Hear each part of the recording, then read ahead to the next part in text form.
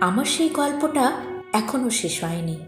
শোনো, পাহাড়টা আগেই বলেছি ভালোবেসেছিল মেঘকে, আর মেঘ কিভাবে শুকনো খটখটে পাহাড়কে বানিয়ে তুলেছিল ২৬ বছরের ছোকরা, সে তো আগেই শুনেছ। সেদিন ছিল পাহাড়টার জন্মদিন। পাহাড় মেঘকে বললে, আজ তুমি লাল শাড়ি পরে আসবে।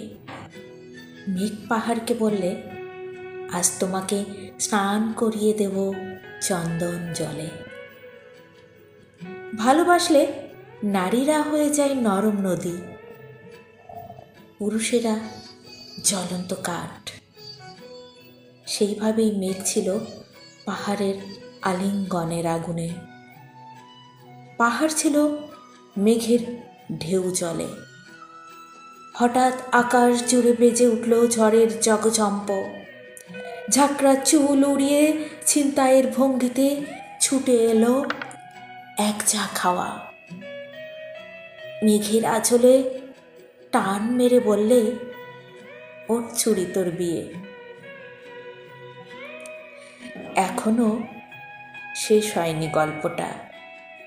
বজ্রের সঙ্গে মেঘের বিয়েটা হয়ে গেল ঠিকই, কিন্তু পাহাড়কে সে কোনো দিন ভুলতে পারল না। বিশ্বাস না হয় তো চিরে দেখতে পারো, পাহাড়টার হাড় পাঁজর, ভিতরে থই থই করছে শত ঝর্ণার জল।